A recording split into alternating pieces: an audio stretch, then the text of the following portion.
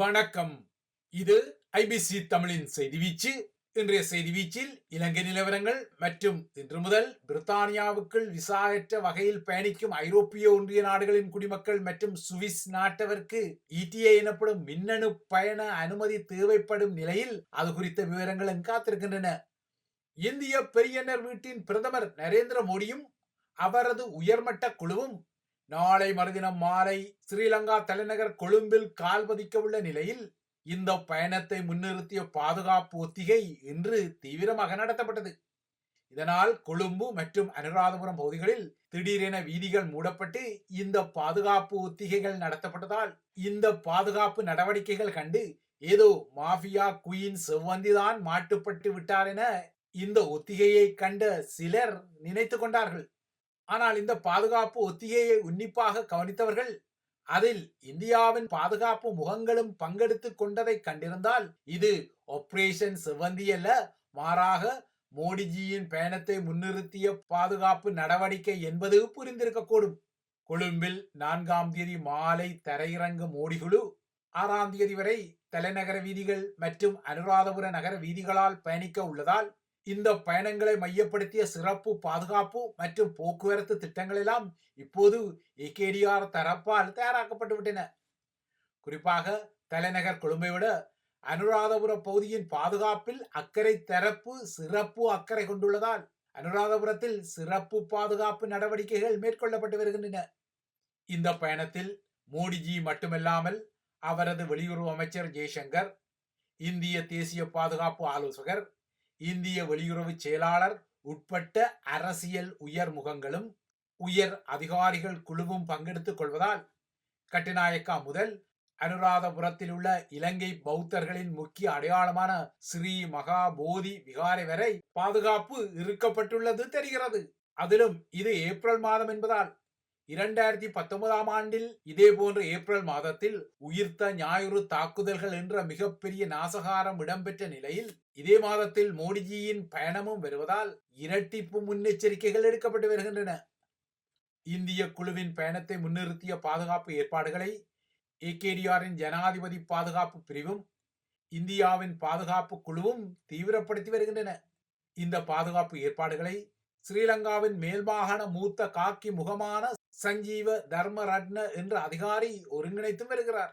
மோடிஜியும் அவரது குழுவும் பயணித்துக் கொள்ளும் போது வீதிகளில் சீருடைகள் குவிக்கப்பட்டு கடும் பாதுகாப்பு நடவடிக்கைகள் எடுக்கப்படும் என்பதால் இந்த வார இறுதி வரை பொதுமக்கள் இவ்வாறான நிலைமைகளை பொறுத்து கொள்ள வேண்டும் எனவும் அரசாங்கத்தால் அறிவுறுத்தப்பட்டுள்ளது.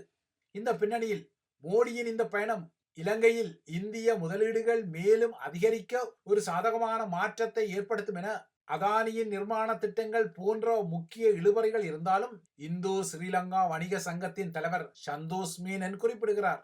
கொழும்பிலிருந்து இந்திய ஊடகங்களுக்கு வழங்கிய செவிகளில் இதனை ஓடியோடி சந்தோஷமாக சொல்லிக் கொள்ளும் சந்தோஷ் மேனன் 6 ஆண்டுகளுக்கு முன்னர், அதாவது 2019 ஜூன் மாதத்தில் மோடி இலங்கைக்கு சென்றபோது இந்தியா இருந்த நிலைமை இப்போது இல்லை, இந்தியா பெரிதும் இப்போது பொருளாதாரத்தில் வளர்ந்து விட்டது என்கிறார். அதாவது 2019 முதல் 2025 வரையான காலப்பகுதியில் இந்திய பிரிவினர் தனது பொருளாதாரத்தில் $1 டிரில்லியன் அமெரிக்க டாலர்களை சம்பாதித்துள்ளதாகவும் அதன் நடுத்தர வணிக வகிவாகத்தை 550 மில்லியனாக விரிவுபடுத்தி உள்ளதாகவும் குறிப்பிடும் சந்தோஷ் மேனன், பெரியனரின் இந்த முன்னேற்றம் சின்னத்தம்பிக்கும் சுவரக்கூடிய வாய்ப்புகள் இருப்பதால் இலங்கை தீவுக்கு அதிக இந்திய முதலீடுகளை வரவழைக்கவும் அதிக சுற்றுலா பயணிகளை ஈர்த்தெடுக்கவும் மோடிஜியின் பயணம் ஒரு பொன்னான வாய்ப்பை வழங்கும் என்கிறார் அவர். உலகளாவிய ரீதியில் இந்திய வணிகத்துறை ஏனைய நாடுகளில் முதலீடு செய்த தொகை 36 பில்லியன் அமெரிக்க டாலர் என்ற தொகையில் இருந்தாலும் பெரியனரின் இலங்கை முதலீடுகள் ஆக 2 பில்லியனாக இருப்பது போதாது என்பது இந்தோ ஸ்ரீலங்கா வணிக பேரவை தலைவரின் கவலையாகும். இதனால் மோடியின் பயணத்தின் பின்னர் சின்னத்தம்பி வீட்டுக்கான இந்திய முதலீட்டு தொகை 3, 4, 5 பில்லியன்களாக உயரும் என்பதும் அவரது கணிப்பாக உள்ளது. ஆனால் இந்தோ ஸ்ரீலங்கா வணிக பேரவையின் தலைவரான சந்தோஷ் மேனன் சந்தோஷமாக சொல்லும் இந்த விடயம் எதிர்வரும் காலத்தில் நிரூபிக்கப்படுமா என்பது இப்போது ஒரு கேள்வி. இதற்கிடையே அனுராதபுரத்தில் மோடிஜியின் பயண பாதுகாப்பு ஏற்பாடுகளின் ஒரு பகுதியாக நடத்தப்பட்ட பாதுகாப்பு நடவடிக்கைகளின் ஒரு அங்கமாக இலங்கை தீவில் இன்னமும் சிக்கிக்கொள்ளாத 25 வயதான மாஃபியா குயினான சிவந்தி அனுராதபுர நகரத்தில் உள்ள விடுதியொன்றில் தங்கியுள்ளதாக ஒரு தகவல் நேற்று கிட்டியது. இவ்வாறாக கிட்டப்பட்ட தகவலின் அடிப்படையில் நேற்று அந்த பகுதியில் அதிரடியாக களமிறங்கிய அதிரடிப்படையினர் அதனை சுற்றி வளைத்து தேடுதலை நடத்தி கொண்ட போது அங்கு செவ்வந்தி சிக்கவில்லை. ஏறக்குறைய செவ்வந்தியின் சாயலில் உள்ள இன்னொருவர் அங்கு மாட்டுப்பட்டார். ஆனால் என்ன ஆச்சரியம், செவ்வந்தி சாயல் பெண்ணிடமும் மினி போதைப்பொருள் களஞ்சியம் ஒன்று சிக்கிக் கொண்டது. இதனை விட இன்னொரு ஆச்சரியமாக அல்லது ஆச்சரியமற்ற விடயமாக அவருடன் கூடவே ஸ்ரீலங்கா படைத்துறையின் முன்னாள் மேஜர் தர அதிகாரியொருவரும் சிக்கிக் கொண்டார்.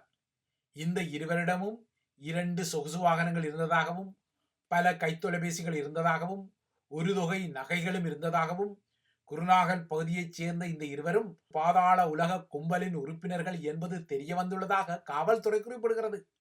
ஆனால் இலங்கையில் செயற்படும் பாதாள உலகத்தில் ஸ்ரீலங்கா படைத்துறையின் முன்னாள் முகங்களுக்கு முக்கிய வகிவாகம் உள்ள நிலையில் நேற்றும் முன்னாள் மேஜர் ஒருவர் சிக்கியிருந்தமை இந்த தொடர்பை மீண்டும் ஒருமுறை அம்பலப்படுத்தியுள்ளது.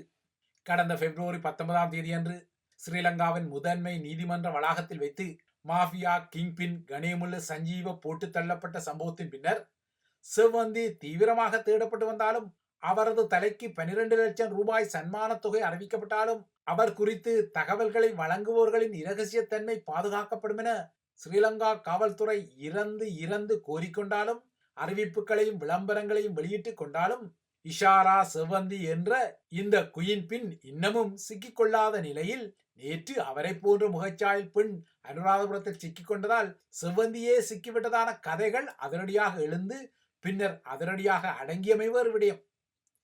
இந்த நிலையில் இன்னொரு புறத்தை இலங்கை தீவில் இன்னும் சற்றேறக்குரிய 4 வார காலம் மற்றும் 4 நாட்களில் உள்ளூராட்சி தேர்தல் வாக்களிப்புக்கு வாக்காளர்கள் செல்ல உள்ள நிலையில் தமிழர் தாயக பகுதிகள் உட்பட இலங்கையில் இடம்பெறும் பரப்புரைகளில் மணலை கயிறாக திரித்து வானத்தை வில்லாக வளைக்கும் விண்ணான கதைகளும் சொல்லப்படுகின்றன.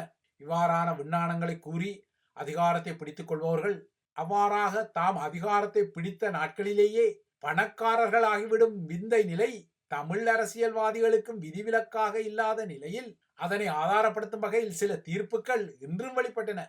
அந்த வகையில் ஸ்ரீலங்காவின் வடமத்திய மாகாணத்தின் முன்னாள் முதல்வரான SM ரஞ்சித் மற்றும் அவரது தனிப்பட்ட செயலாளர் சாந்தி சந்திரசேன ஆகியோருக்கு இன்று கொழும்பு உயர்நீதிமன்றம் 16 ஆண்டுகால கடுங்காவல் சிறை தண்டனையை விதித்து அரசியல்வாதிகளுக்கு இன்னொரு முன்னெச்சரிக்கை தீர்ப்பை வெளிப்படுத்தியது.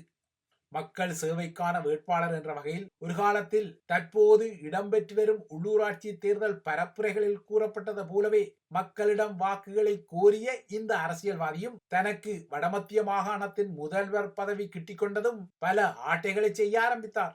அவ்வாறாக அவர் பல நிதி முறைகேடுகளை செய்த நிலையில் அதில் ஒன்றாக வடமத்திய மாகாணத்தின் சேவைக்கென ஒதுக்கப்பட்ட எரிபொருள் கொடுப்பனவு தொகையில் ஏறக்குறைய 20 லட்சம் ரூபாவை அவர் கச்சிதமாக அமைக்கமை தற்போது ஆதாரப்பட்டு விட்டதால் அவரது அந்த மோசடிக்கு துணை நின்ற அவரது தனிப்பட்ட செயலாளருக்கும் இன்று இந்த தண்டனை விதிக்கப்பட்டது. ஸ்ரீலங்காவின் லஞ்சம் மற்றும் ஊழல் குற்றச்சாட்டுகளை விசாரிக்கும் ஆணையகம் தாக்கல் செய்த இந்த வழக்கில் நீதிமன்றம் இன்று இந்த தீர்ப்பை வெளியிட்டுக் கொண்டாலும் மக்கள் சேவை என்ற கொட்டலியுடன் கமுக்கமான ஊழல் திட்டங்களை தத்தமது அடிமனங்களில் கொண்டுள்ள பல அரசியல்வாதிகள் இந்த உள்ளூராட்சி தேர்தல் களத்திலும் தமது கச்சிதமான பரப்புரைகளை செய்யும் காட்சிகள் தொடரத்தான் செய்கின்றன.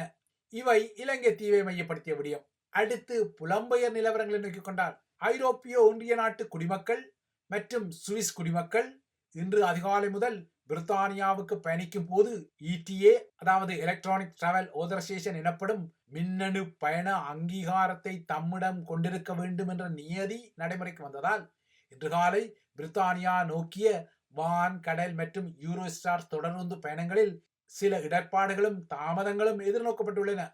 பிரித்தானியாவுக்கு பயணம் செய்ய விசா எனப்படும் நுழைவிசைவு தேவையற்ற நாடுகளின் குடிமக்கள் தமது பிரித்தானிய பயணத்திற்கு முன்னர் இன்று முதல் இந்த ETA அங்கீகாரத்தை பெற்றிருக்க வேண்டிய நடைமுறை உள்ளது. ETA என்பது ஒரு டிஜிட்டல் அதாவது எண்ணியல் அனுமதியாகும். இது ஒரு விசா அல்ல.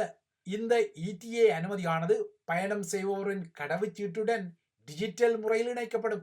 அதாவது இதற்கென ஆவணங்கள் எதுவும் வழங்கப்பட மாட்டாது. ஒரு முறை இடிஏ அனுமதியை எடுத்தால் அது 2 ஆண்டு காலத்துக்கு செல்லுபடியாகும். இதனூடாக இடிஏ பெறும் ஒருவர் பல பயணங்களை பிரித்தானியாவுக்கு மேற்கொள்ள முடியும். ஆனால் ஒரு முறை பயணத்தில் 6 மாத காலம் வரையே அதிகபட்சமாக அங்கு அவர் தங்கிக் கொள்ள முடியும்.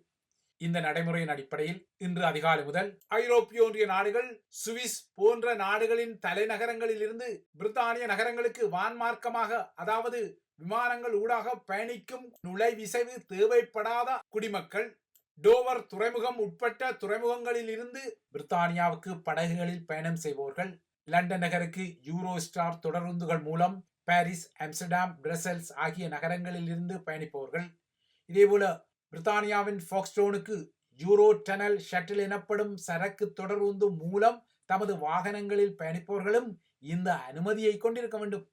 எனினும் பிரித்தானிய கடவுச்சீட்டு அல்லது அயர்லாந்து கடவுச்சீட்டு கொண்டிருப்பவர்களுக்கு அல்லது பிரித்தானியாவிலும் ஏனைய நாடுகளிலும் இரட்டை குடியுரிமையை கொண்டிருப்பவர்களுக்கு இந்த இடிஏ அனுமதி தேவையில்லை. ஆனால் நீங்கள் ஒரு பிரித்தானியராக அல்லது அயர்லாந்து பிரஜையாக இருந்து உங்களின் மனைவி அல்லது கணவர் அல்லது எந்த வயதில் பிள்ளைகள் இருந்தாலும் அவர்கள் பிரித்தானியாவுக்குள் நுழைவதற்கு இடிஏ அனுமதி தேவைப்படும். எனினும் பிரெக்சிட்டுக்கு பின்னர் பிரித்தானியாவில் செட்டில் ஸ்டேட் அல்லது ப்ரீ செட்டில் ஸ்டேட் எனப்படும் பதிவிட அனுமதி உள்ளவர்களுக்கு இந்த இடிஏ அனுமதி தேவையில்லை. இதற்கும் அப்பால் பிரித்தானியா செல்வதற்கான விசா இருந்தால், உதாரணமாக நீங்கள் ஸ்ரீலங்கா கடவுச்சீட்டில் அல்லது அகதி தகுதி நிலை உள்ளவர்களுக்கு வழங்கப்படும் டிராவல் டாக்குமெண்ட் எனப்படும் பயண ஆவண புத்தகத்தில் நீங்கள் பிரித்தானியாவுக்குரிய விசாவை பெற்றிருந்தால் உங்களுக்கு இடிஏ அனுமதி தேவையில்லை. இதேபோல பிரித்தானியாவில் நிரந்தர வதிவிடத்தை கொண்டவராக இருந்தால் அல்லது அங்கு வேலை செய்வதற்கு, கல்வி கற்பதற்கு உங்களுக்கு விசா இருந்தாலும் இடிஏ அனுமதி தேவையில்லை. இப்போதைக்கு இந்த இடிஏ கட்டணம் 10 பவுண்ட்ஸ்களாக இருந்தாலும் அடுத்த வாரம் முதல் இது 16 பவுண்ட்ஸாக உயர்த்தப்பட உள்ளது. இடிஏக்கு விண்ணப்பம் செய்து கொள்வதற்கு சிறந்த வழியாக யூகே இடிஏ செயலி உள்ளது. இதேபோல பிரித்தானிய அரசாங்கத்தின் www.gov.uk என்ற இணையதளம் மூலமாகவும் இதற்கு விண்ணப்பித்துக் கொள்ளலாம். நன்றாக கவனத்தில் வைத்திருங்கள். அதிகாரபூர்வ தளத்தை போலவே தனியார் இணையங்களும் கூகுள் தேடுபொறியில் வருவதால் நீங்கள் அவற்றை பயன்படுத்தி அதிக பணத்தை இழக்கும் வாய்ப்புகளை உருவாக்கி கொண்டு விடாதீர்கள். உதாரணமாக eta-uk.site எனப்படும் இணையங்களும் இந்த சேவையை வழங்கிக் கொள்கின்றன. ஆனால் இவை சாதாரண இடிஏ கட்டணத்தை விட அதிகமான கட்டணத்தை வசூலித்துவிடும். இதனால் நீங்கள் விண்ணப்பிக்கும் போது நீங்கள் விண்ணப்பிக்கும் இணையதளத்தை கவனமாக சரிபார்த்துக் கொள்ளுங்கள். இந்த விடயத்தில் உங்களுக்கு மேலதிக விவரங்கள் தேவையானால் உங்கள் நாடுகளின் அரச சேவை இணையங்களில் அதனை பெற்றுக் கொள்ளலாம். உதாரணமாக பிரான்சில் இந்த விவரங்கள் தேவைப்படுபவர்கள் பிரான்ஸ் அரசாங்கத்தின் இணைய சேவையான service-public.fr என்ற இணையத்தில் இந்த விவரங்களை பெற்றுக் கொள்ளலாம். இடிஏ அனுமதிக்கு விண்ணப்பிக்கும் ஒருவர் தமது விண்ணப்பத்தை சமர்ப்பித்த சில நிமிடங்களில் பொதுவாகவே இந்த அனுமதியை பெற்றுக்கொள்ள முடியும். எனினும் சிலருக்கு 3 பணி நாட்கள் இதற்கு தேவைப்படக்கூடும். நீங்கள் இடிஏக்கு பயணித்து அந்த அனுமதி கிட்டிக்கொள்ளாவிட்டாலும் நீங்கள் பிரித்தானியாவை நோக்கிய பயணத்தை செய்யலாம். ஆனால் இல்லையில், குறிப்பாக விமான நிலையம், துறைமுகம் அல்லது தொடருந்து முனையத்தில் அந்த இடத்திலேயே இடிஏக்கு விண்ணப்பித்து உங்கள் பயணத்தை தொடர்வதற்கு வழியுண்டு. ஆனால் இதற்கு காலதாமதம் ஏற்படும். அத்துடன் இவ்வாறாக விண்ணப்பிக்கும் ஒருவருக்கு உரிய நேரத்தில் இடிஏ வருமா என்பதற்கும் உறுதிப்பாடுகள் ஏதுமில்லை. இதனால் பயணத்திற்கு முன்னரே இந்த இடிஏ அனுமதியை பெறுவதே சிறந்ததாகும். உங்கள் இடிஏ விண்ணப்பத்தை பொறுத்தவரை அதில் உங்கள் கடவுச்சீட்டு விவரங்கள் மற்றும் நிழல் படங்கள் கோரப்படும். அத்துடன் சில முக்கியமான வினாக்களும் உங்களிடம் கேட்கப்படும். குறிப்பாக விண்ணப்பதாரியின் வாழ்க்கை முறை குறித்த சில விவரங்கள் கோரப்படும். சுட்டிப்பாக சொல்ல வேண்டுமானால், நீங்கள் வாழும் நாடுகளில் உங்களுக்கு குற்றவியல் வழக்குகள் ஏதாவது உள்ளதா, அதில் தண்டனை பெற்றிருக்கின்றீர்களா என்பது போன்ற விவரங்கள் அதில் கோரப்படும். இவ்வாறான விவரங்களுக்கு நீங்கள் பதிலளித்துக் கொள்ள வேண்டும். அத்துடன் பயோமெட்ரிக் எனப்படும் உயிரியல் அளவியல் தொடர்பில் உங்கள் விவரங்களையும் வழங்க வேண்டும். இடிஏக்கு விண்ணப்பிக்கும் ஒருவருக்கு ஒருவேளை அவரது விண்ணப்பம் நிராகரிக்கப்பட்டால் அந்த நிராகரிப்புக்கு காரணம் கூறப்படும். அவ்வாறான காரணத்தை பெற்றவர்கள் மீண்டும் விண்ணப்பித்துக் கொள்ளலாம். ஆனால் மீண்டும் விண்ணப்பிக்கும் ஒருவருக்கு இடிஏ அனுமதி மறுக்கப்பட்டால் அவர்கள் அந்த விடயத்தில் பின்னர் மேன்முறையீடு எதனையும் செய்து கொள்ள முடியாது. அதற்கு பதிலாக பின்னர் அவர்கள் பிரித்தானிய விசாவுக்கு விண்ணப்பித்து அந்த விசாவை பெற்ற பின்னர் தான் தமது பயணத்தை மேற்கொள்ள முடியும். ஒருவேளை UK விமான நிலையம் ஊடாக பயணிக்கும் பயணிகளாக நீங்கள் இருந்தால் உங்கள் பயணத்தின் போது பிரித்தானிய எல்லை கட்டுப்பாட்டு பிரிவை நீங்கள் கடக்க தேவையில்லாமல் இருந்தால், அதாவது UK border control-ஐ நீங்கள் கடக்க தேவையில்லாமல் இருந்தால் உங்களுக்கும் ETA தேவையில்லை. பொதுவாகவே வான் மார்க்கமாக அல்லது தொடருந்து மார்க்கமாக இல்லையென்றால் படகுகள் மூலமாக பயணிக்கும் ஒரு பயணியிடம் ETA இருக்கின்றதா இல்லையா என்பதை உறுதிப்படுத்த வேண்டிய பொறுப்பு அந்தந்த பயண சேவை நிறுவனங்கள் சார்ந்தது. குறித்த நிறுவனங்கள் அந்த நடைமுறையை சரியாக செய்ய தவறினால் அவற்றுக்கு ஒரு பயணிக்கு 2000 பவுண்ட்ஸ் வரை அபராதம் விதிக்கப்படலாம் எனவும் அறிவிக்கப்பட்டுள்ளது. ஐரோப்பிய ஒன்றிய நாடுகள், நோர்வே மற்றும் சுவிஸ் குடிமக்கள் பிரித்தானியாவுக்கு பயணிப்பதற்கு இன்று முதல் இந்த ETA நடைமுறை தேவைப்படும் நிலையில் இந்த வருடத்தின் இறுதியில் இதே போன்ற நடைமுறையை பிரித்தானியாவிலிருந்து ஐரோப்பிய ஒன்றிய நாடுகளுக்கு பயணிப்பவர்களும் பூர்த்தி செய்ய வேண்டும் என்ற நிலைமை உள்ளது. அதற்கான திட்டங்கள் தற்போது ஐரோப்பிய ஒன்றியத்தால் வடிவமைக்கப்பட்டு வருவதும் குறிப்பிடத்தக்கது. இவைதான் IBC தமிழின் செய்தி வீச்சு. தொடர்ந்தும் IBC தமிழுடன் இணைந்திருங்கள்.